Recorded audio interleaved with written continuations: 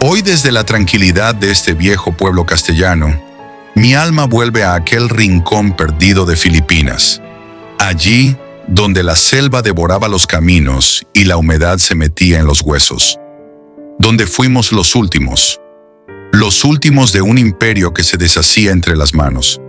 A finales del siglo XIX, España, nuestra patria, ya se tambaleaba. Cuba se alzaba, Puerto Rico se perdía y los Estados Unidos acechaban como el buitre que huele la sangre. Nosotros fuimos enviados a Filipinas como parte de un ejército que intentaba sostener lo que ya estaba sentenciado. Muy lejos de las selvas de Filipinas, la partida final se jugaba en el otro extremo del océano. En la bahía de La Habana flotaba anclado el USS Maine, enviado como gesto de aparente cortesía por el gobierno de Washington. En los despachos de la Casa Blanca y de Wall Street, hacía tiempo que se hablaba de Cuba, de Puerto Rico, de Filipinas. Los viejos dominios españoles eran ya, para los ojos norteamericanos, piezas naturales de su naciente esfera de influencia. España apenas podía sostener lo que quedaba de su imperio.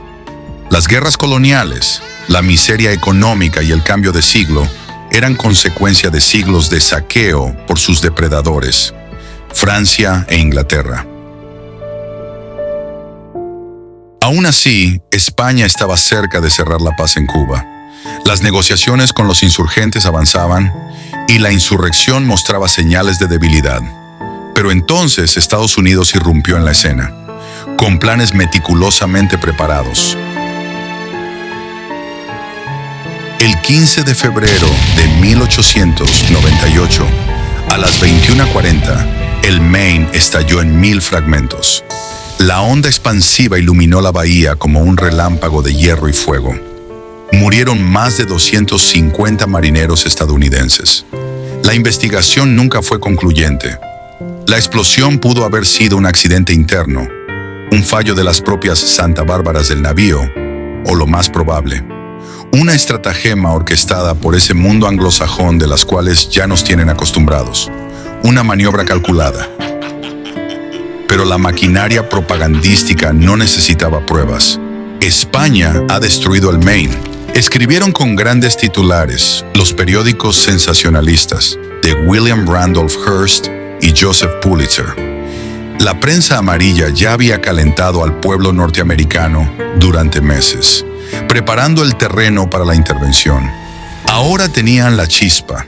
En menos de 2 meses, el Congreso de los Estados Unidos autorizaba la guerra. La población aclamaba. En Washington hablaban de liberar pueblos oprimidos.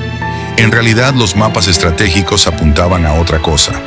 Cuba, Puerto Rico, Guam, las Islas Carolinas, Filipinas, un imperio sobre las ruinas del viejo imperio español. Desde nuestras trincheras no sabíamos lo que los americanos cocinaban. En Nueva York bastaba con un editor y un dibujante para fabricar la guerra que vendría.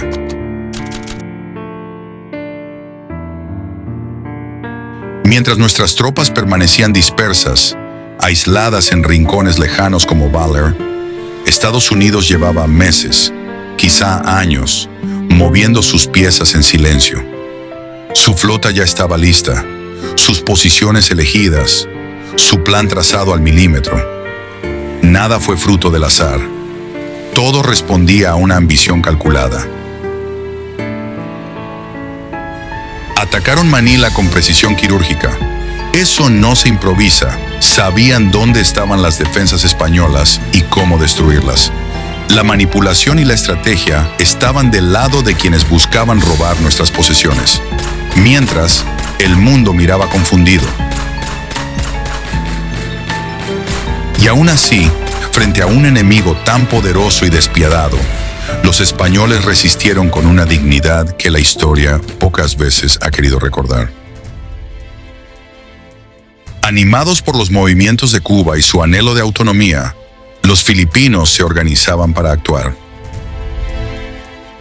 Y los americanos, siempre atentos a disfrazar la ambición de justicia, ofrecieron promesas de libertad a los insurrectos. Aguinaldo, líder de los rebeldes, confió en ellos. Creyó en las palabras de independencia que salían de Washington. Pero aquello fue una farsa. Solo querían las islas para ellos. Un nuevo amo sustituyó al antiguo. Nosotros, soldados españoles, éramos piezas en un tablero mucho más grande. Fuimos enviados a Valor, un pequeño pueblo perdido en la costa oriental de Luzón. Cuando llegamos a Valor, la selva lo cubría todo. El calor era espeso, como un sudor perpetuo. Allí nos ordenaron fortificar en la iglesia de San Luis de Tolosa. Éramos 50 hombres, 50 rostros anónimos, que pronto se fundirían con la historia. El 30 de junio de 1898 comenzó el asedio, rodeados por cientos de filipinos, aislados, sin posibilidad de recibir refuerzos. Cuando nos encerramos en la iglesia, sabíamos que allí empezaríamos a librar la batalla más dura de nuestras vidas, pero no la entendíamos todavía en toda su magnitud. Las paredes de piedra parecían sólidas, pero el calor húmedo del trópico y el miedo calaban más hondo que cualquier bala. El día se alargaba como una condena, y la noche era un enemigo en sí misma, con los disparos y gritos que rompían el silencio. Los primeros días fueron una mezcla de adrenalina y terror. Cada salida en patrulla era una danza con la muerte. El franciscano Cándido Gómez Carreño decidió quedarse voluntariamente con nosotros cuando comenzó el asedio, a pesar de que tuvo oportunidad de marcharse. Nos dio la absolución cuando ya creíamos que todo acababa. Nos ungió en la fiebre, nos veló en la muerte. En los días más oscuros, su voz fue la única que no tembló. Fue capellán, enfermero y también intermediario en algunos momentos. Consuelo espiritual para los soldados, escribió sobre lo que ocurría, dejando constancia de los hechos.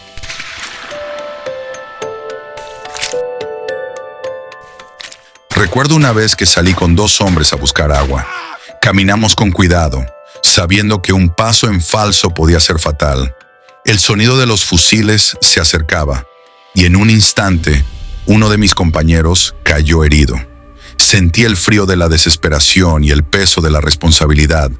Se oían disparos al amanecer, emboscadas al anochecer, gritos en la espesura. Aquel encierro en la iglesia se convirtió en una prisión y en un hogar al mismo tiempo. Recuerdo con nitidez cómo la humedad se colaba por las grietas, cómo la ropa pegajosa se nos pegaba al cuerpo y cómo el hambre mordía cada vez más fuerte. Pero lo que más calaba no era el cuerpo, sino el alma. Vi a hombres, compañeros de armas, desmoronarse no por la bala enemiga, sino por la desesperación. Recuerdo a Martín, el cabo que nunca perdió la sonrisa, rendirse al escorbuto y desaparecer en un suspiro, dejando un silencio que dolía más que cualquier disparo. Hubo días en que el silencio era tan pesado que podías oír el latido acelerado de tu propio corazón, como si el miedo mismo se hubiera convertido en un ruido ensordecedor. Nos aferrábamos a la memoria de España, a lo que éramos fuera de esos muros, porque dentro éramos solo un grupo de hombres luchando por no desaparecer.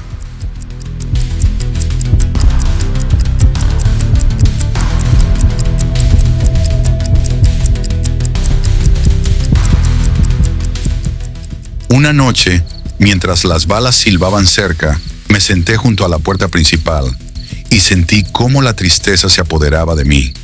Pensaba en España, en mi madre, en la tierra que nunca volvería a ver. Y fue entonces cuando comprendí que ya no luchábamos solo por resistir, sino por mantener viva una dignidad que parecía extinguirse con cada amanecer. Recuerdo también cuando el sargento Arenas, con su voz firme pero cargada de cansancio, reunió a todos para decir que mientras quedara uno, resistiríamos. Ese momento nos dio una fuerza inesperada, como si el honor se hubiera materializado en aquella voz para levantarnos del abatimiento. Pero la enfermedad hacía estragos. Vi amigos perder la cordura, delirando entre fiebres altas y sudores fríos. Algunos pedían la muerte como alivio. Otros se aferraban a la fe, rezando en voz baja, como si Dios hubiera olvidado ese rincón dejado del mundo. Y sin embargo, a pesar de todo, seguíamos allí, atrapados en la iglesia, con la certeza de que éramos parte de una historia que pocos recordarían, pero que para nosotros era la vida misma. Pero no solo era la batalla contra los filipinos, era la batalla contra el olvido, contra la espera interminable. Nadie respondía a nuestras señales ni a nuestras súplicas. No sabíamos que la guerra ya había terminado, ni que nuestro propio país nos había olvidado. Y sin embargo, resistíamos.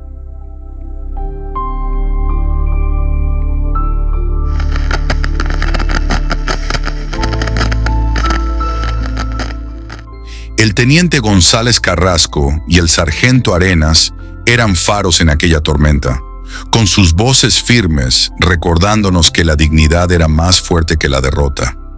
Recuerdo noches enteras sin dormir, escuchando el crujir de las balas, el aullido lejano de la selva y el dolor sordo de las bajas. Cada vez que la puerta crujía, el corazón se nos encogía pensando que la resistencia terminaba allí.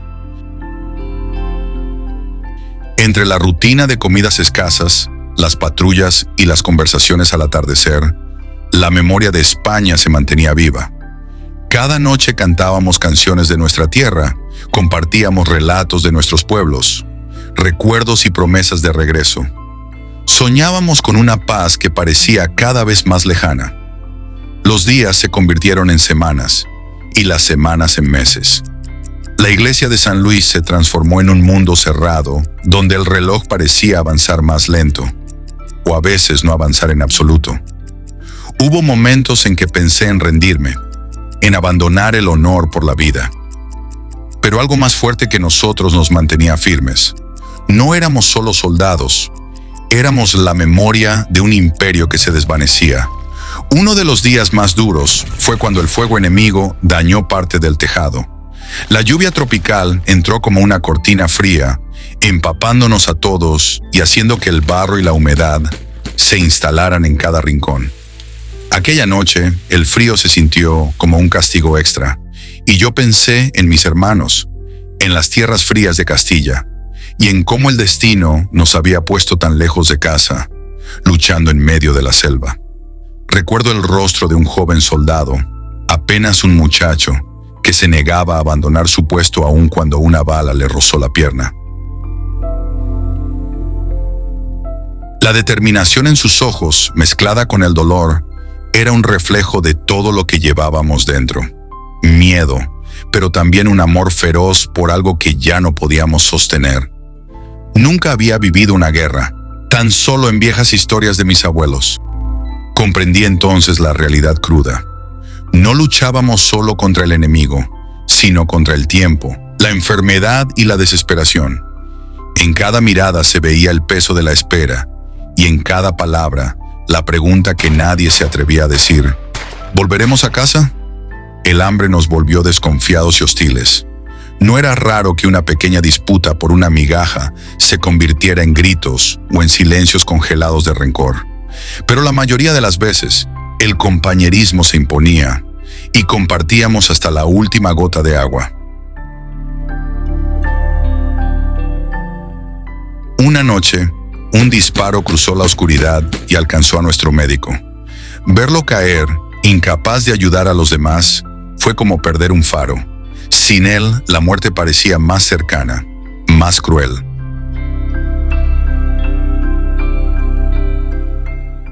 Una de las escenas que nunca olvidaré fue cuando, después de una jornada agotadora, uno de los hombres comenzó a cantar una vieja canción castellana. Al principio solo, pero pronto todos nos unimos.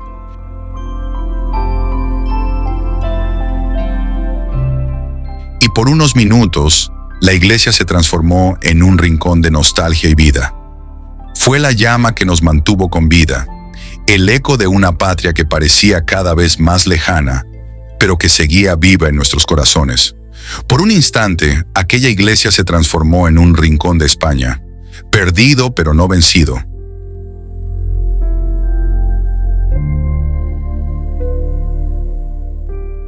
Afuera los filipinos gritaban: «La guerra ha terminado. España se ha rendido. No tenéis por qué morir aquí. Pero ¿cómo creerles? Creímos que era un truco para quebrar nuestra moral. Nos negamos a rendirnos. Meses y meses resistimos el asedio, sin noticias de la guerra, sin saber que el Tratado de París ya había entregado Filipinas a los norteamericanos. Filipinas ya no era nuestra. Éramos un reducto olvidado, abandonado en el tiempo. Nunca dejamos de resistir, porque rendirse era traicionar a los que habían caído, a los que nos esperaban y a nosotros mismos. Convencidos de que cumplíamos con un deber sagrado. Nos llegaron avisos, cartas, periódicos, hasta mensajes traídos por frailes. Decían que la guerra había acabado, que España había cedido Filipinas a los americanos. Pero nosotros pensábamos que era una artimaña, otra trampa de los insurrectos para que rindiésemos la plaza. El teniente Martín Cerezo no se dejó engañar fácilmente. Leía y releía cada papel, cotejaba fechas y noticias, buscaba errores. No bastaba con palabras, necesitábamos certezas. No bastaba con lo que decían, necesitábamos creerlo. Hasta que un día, los hechos ya no dejaban lugar a dudas. Una carta del mismísimo gobierno español. Solo entonces entendimos que la patria ya no nos esperaba allí, que España había partido y que nosotros, sencillamente, habíamos resistido más allá del fin de la guerra. La guerra había terminado. La paz se había firmado a miles de kilómetros de allí. España ya no reclamaba aquellas tierras, y nosotros, los olvidados de Valer, podíamos regresar a casa. Un suspiro colectivo recorrió la pequeña congregación de soldados. Algunos lloraron en silencio, otros se miraron sin saber qué sentir. Habíamos resistido, sí, pero ¿para qué? ¿Para qué tanta sangre, tanto sufrimiento? Yo, Antonio Velasco, sentí que una mezcla de alivio y amargura me inundaba. Al fin nos salvaríamos de la muerte segura, pero la derrota pesaba en el alma como una losa. El teniente Martín Cerezo habló con voz grave. Esto no es el fin, compañeros. Es un nuevo comienzo, aunque sea entre sombras. Así fue como salimos el 2 de junio de 1899. No como vencidos, sino con nuestras armas y con la frente alta.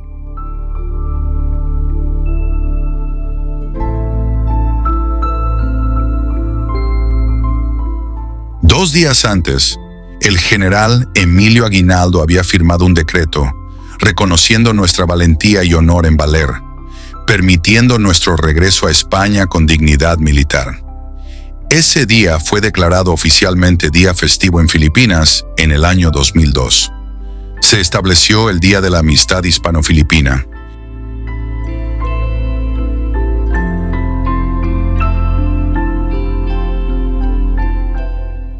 Los filipinos nos recibieron con respeto, porque en esa resistencia vieron algo más que enemigos. Vieron hombres que lucharon hasta el último suspiro por lo que creyeron justo.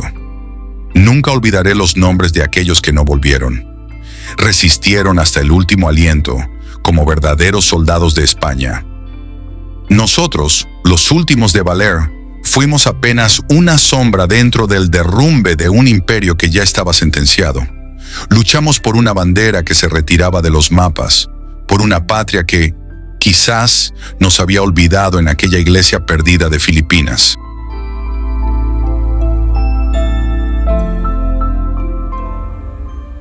Lo que no sabíamos es que la guerra entre Filipinas y Estados Unidos ya había comenzado oficialmente. Para los filipinos, la verdadera tragedia apenas comenzaba. Estados Unidos, que se presentó como libertador, pronto mostró su verdadero rostro. Donde prometieron independencia a los filipinos, solo llevaron cadenas. Donde hablaron de democracia, impusieron dominación. Entre sus filas marchaban soldados afroamericanos, hombres valientes pero sin libertad. Podían luchar por su país, morir por su bandera, pero no podían estudiar en las mismas universidades, ni sentarse en los mismos asientos del autobús, ni beber del mismo grifo que un hombre blanco. Era la gran contradicción angloamericana: predicar libertad mientras negaban la igualdad. David Fagen, un soldado afroamericano, desertó y se unió a los filipinos porque vio en ellos la misma lucha que había conocido toda su vida, la de un pueblo oprimido que no se rendía ante el poder. Más tarde, la misma estrategia se aplicó a nuestro Puerto Rico. Se otorgó la ciudadanía estadounidense, principalmente para reclutarlos en el ejército, permitiendo al gobierno contar con tropas en la Primera Guerra Mundial, mientras restringía derechos plenos. Era la continuidad de una política que usaba la bandera, la libertad, incluso a Dios, como herramientas militares, más que como reconocimiento de igualdad.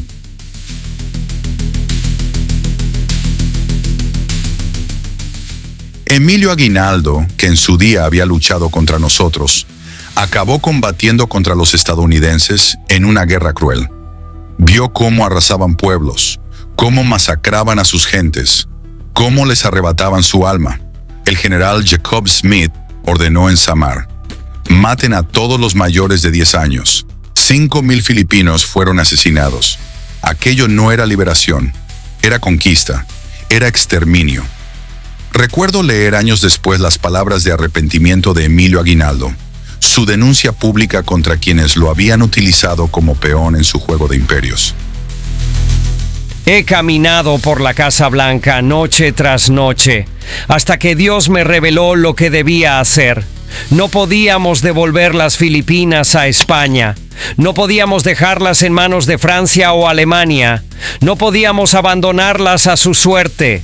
Solo nos quedaba una cosa por hacer: tomarlas todas y educar a los filipinos, elevarlos, civilizarlos, cristianizarlos y con la ayuda de Dios hacerlo lo mejor que podamos, como su mandato. Dijeron que iban a llevar la luz del Evangelio, pero lo que llevaron fue fuego. Quisieron enseñar a rezar a quienes ya se habían santiguado bajo el sol del Pacífico 3 siglos antes, porque no iban a salvar almas, iban a cambiar dioses. Los mismos hombres que proclamaban libertad desde Washington fueron los que con sangre y fuego sometieron a un pueblo entero que había confiado en ellos. Y yo, que sufrí aquella guerra en el barro de Valer, comprendo ahora que el enemigo verdadero no eran los hombres que nos cercaban día tras día. El enemigo estaba mucho más lejos, en los despachos de los poderosos en Washington, donde las vidas de los soldados y de los pueblos son fichas de un tablero que jamás vemos. A veces pienso que en aquella iglesia, encerrados, enfermos, hambrientos, fuimos más libres que muchos otros, porque allí, en medio de la desesperación, conservamos algo que no pudieron arrebatarnos: la dignidad. Algo que esos políticos norteamericanos no tienen. La fe en el compañero, la lealtad al juramento, el respeto al enemigo que nos combatía cara a cara, no en despachos desde la mentira. Así, estas memorias no solo son mías, sino de un pueblo que luchó por su tierra, de un imperio cansado de cargar con el peso del mundo, y de una historia que no puede olvidarse.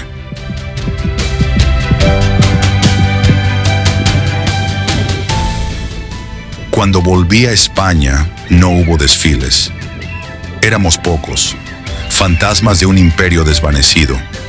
Pero sé, en lo profundo de mi alma, que no luchamos por banderas ni por gloria.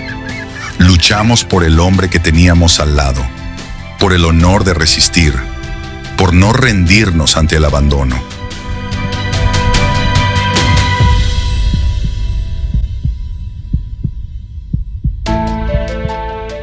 Fuimos recibidos por la reina regente doña María Cristina.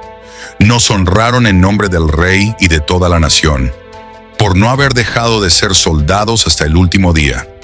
Y aunque fuimos los últimos, nunca dejamos de ser fieles.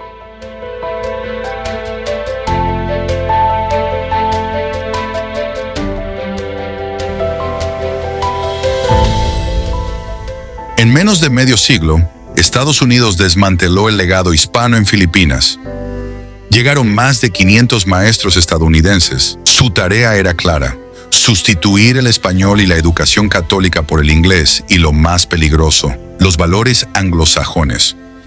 Les hicieron creer que su historia empezó en 1898, como si antes solo hubieran vivido en la sombra. Borraron 3 siglos de raíces, de lengua, de fe. Mientras el inglés se imponía en las aulas, muchos filipinos seguían escribiendo en español, defendiendo, con versos y memoria, el alma que no pudieron arrebatarles. Porque aunque intentaron borrar su historia, la voz de sus poetas, la fe de su pueblo y el idioma del corazón mantuvieron viva la herencia hispana.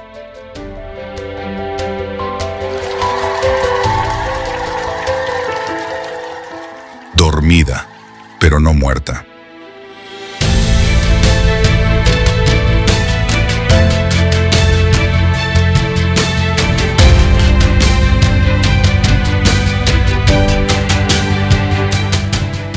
Los filipinos somos asiáticos que soñamos en español sin saberlo. Francisco Sionil José.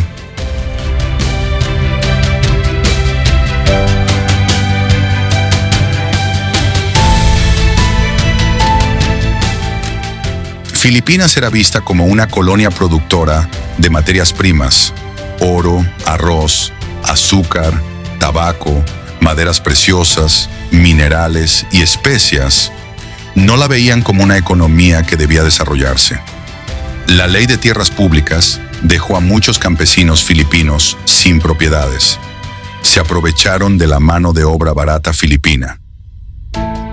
Las grandes empresas españolas, Tabacalera y San Miguel, la primera cervecera del suroeste asiático, sobrevivieron, pero ya sin España y con ello el alma. Y aunque declararon su independencia en 1946, los gobiernos sucesivos siguieron bajo la tutela de Washington.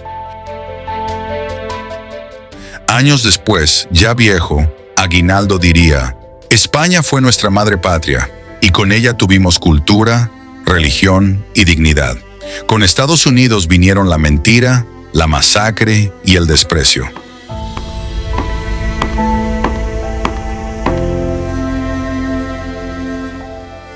En 1958, cuando murió Alfonso XIII, Emilio Aguinaldo acudió en persona a los funerales en la Catedral de Manila.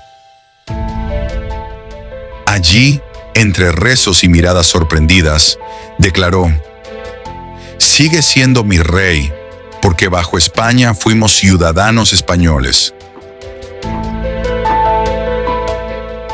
Los cubanos habían visto lo que pasó en México, Centro y Sudamérica: guerras largas, desorden político, saqueos de propiedades y el abuso de poder de naciones extranjeras como Francia e Inglaterra.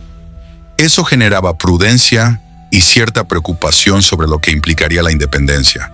Su objetivo no era romper por completo con España, sino alcanzar mayor autonomía, administrar sus recursos y proteger su cultura hispana.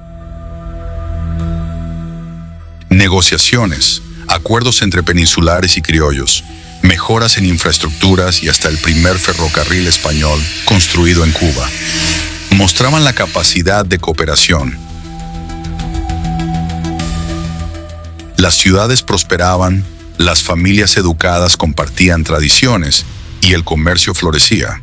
Lo que podía haber sido un proceso gradual de autonomía, fruto de la voluntad y esfuerzo, se transformó en ocupación, manipulación y pérdida de control. España había aprobado una constitución para Cuba y Puerto Rico, les daba autogobierno, parlamento propio y representación en Madrid. Era el inicio de una nueva relación, fraterna y libre, dentro del mundo hispano. Pero esa reconciliación no interesaba a Estados Unidos. Y justo cuando los pueblos hispanos estaban a punto de gobernarse a sí mismos, la autonomía no llegó tarde. Llegó cuando tenía que llegar, pero el destino ya estaba escrito por intereses ajenos. Más que una guerra entre iguales, lo de 1898 fue un asalto planificado. Estados Unidos esperó el momento en que España estaba agotada, aislada y dispersa, y entonces atacó para arrebatarle sus territorios. Cuba, Puerto Rico, Filipinas y Guam no fueron liberadas, sino ocupadas. Lo que se presentó como un gesto altruista de emancipación fue, en realidad, una transferencia de dominio, del viejo imperio español al nuevo imperio norteamericano.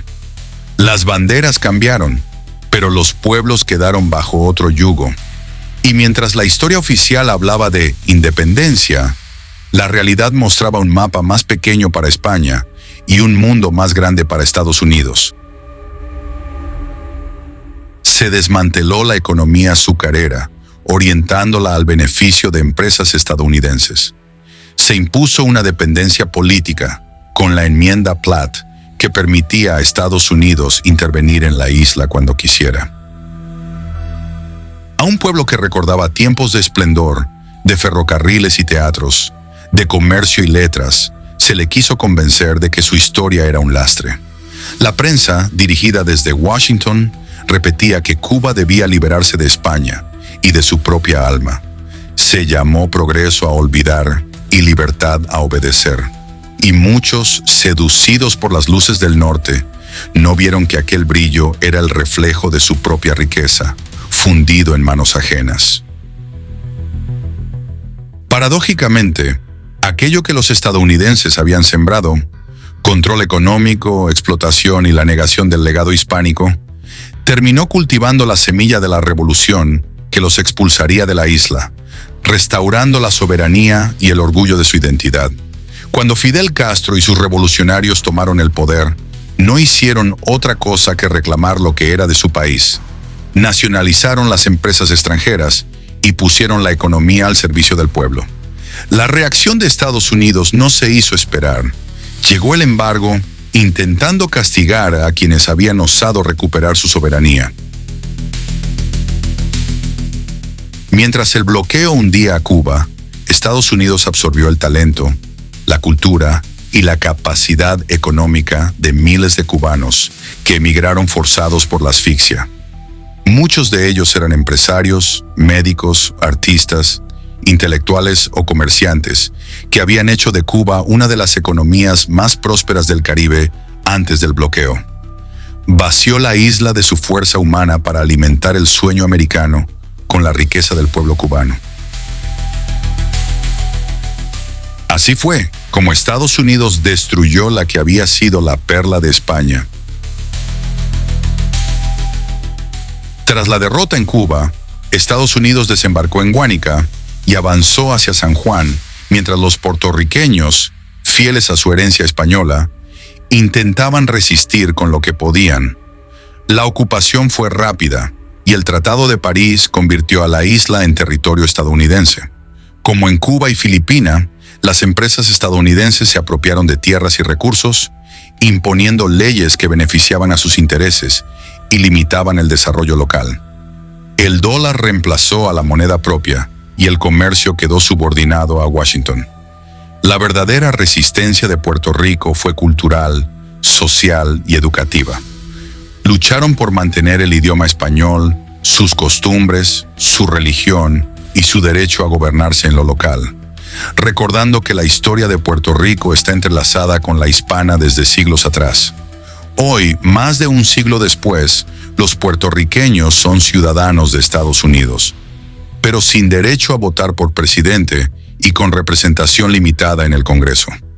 Declaraciones recientes, como las de Trump deseando vender la isla, recuerdan que Puerto Rico ha sido visto como un territorio negociable, más que como un pueblo soberano. Pero el objetivo era mucho mayor. No se trataba solo de territorios. La mirada anglosajona se extendía hacia el Istmo de Panamá, un punto clave para controlar el comercio global y consolidar su poder militar y económico. Washington comenzó a intervenir directa e indirectamente. Fomentó la separación de Panamá de Colombia para facilitar la construcción de un canal interoceánico, lo que violaba el principio de integridad territorial, reconocido incluso entonces, porque se intervino en un estado soberano, Colombia, para crear un nuevo país a conveniencia estadounidense.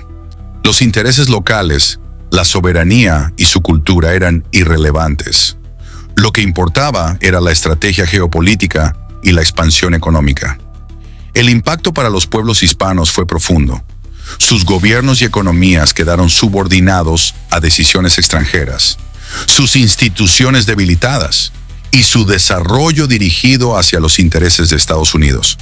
Pero incluso bajo la ocupación y la presión, la identidad y la cultura hispana sobrevivieron, porque esa herencia, forjada durante siglos, sigue siendo un faro de dignidad y resistencia frente a la intervención extranjera.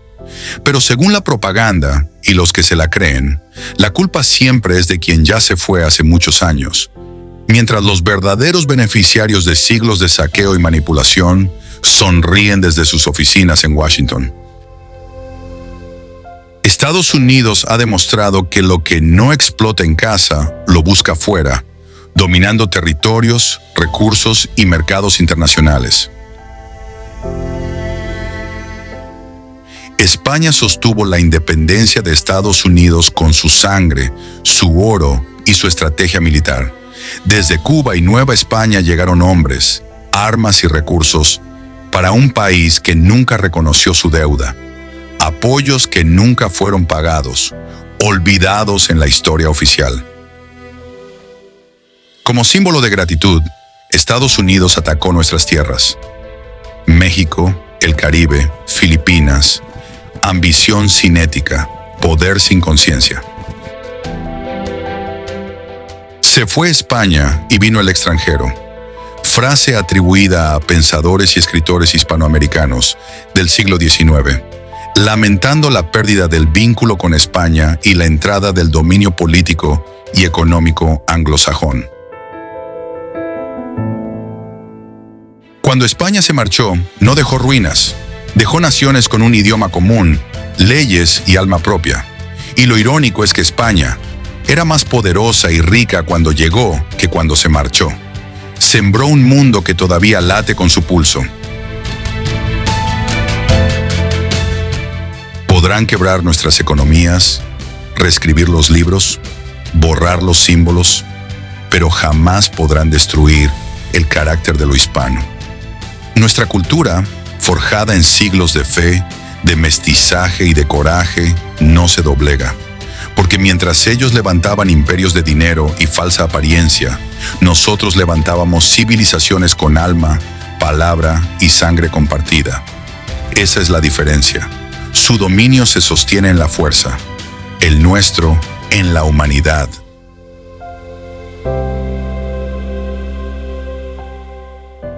La verdadera superioridad no se mide por lo que se posee ni por la fuerza de un ejército, sino por la riqueza del corazón, por la capacidad de ayudar, de proteger, de honrar a otros incluso cuando nadie lo reconoce. El mundo hispano ha demostrado que se puede ser fuerte y justo, generoso y valiente, incluso frente a quienes solo buscan dominar y robar. No es más rico quien más tiene, sino quien más da. Nuestra cultura no es un adorno del pasado, sino una fuerza viva que sigue desafiando siglos de propaganda, porque da 1000 vueltas a lo suyo, en fondo, en forma y en espíritu. Estados Unidos apoyó la fragmentación de los territorios hispanos para evitar que surgiera una potencia continental unida, y se hizo grande controlando los recursos y moldeando las economías de los países hispanos. Y, mientras discutimos, ellos mandan. No pierdas el tiempo discutiendo entre los tuyos. Es un país que se cree con derecho a decidir quién es blanco y quién no lo es. En mala hora España les ayudó a independizarse. Aún no han pagado su deuda y se han dedicado a despreciar todo lo hispano.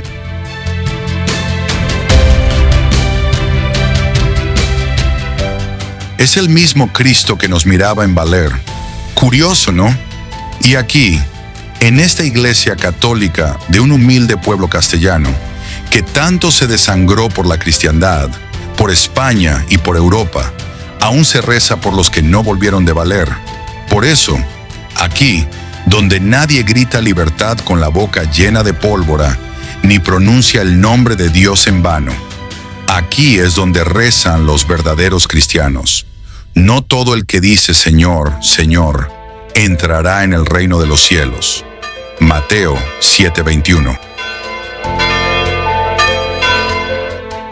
Gracias por acompañarnos en este viaje por la historia y la cultura de los pueblos hispanos. Si te ha inspirado o hecho reflexionar, déjanos un súper gracias, comparte y suscríbete.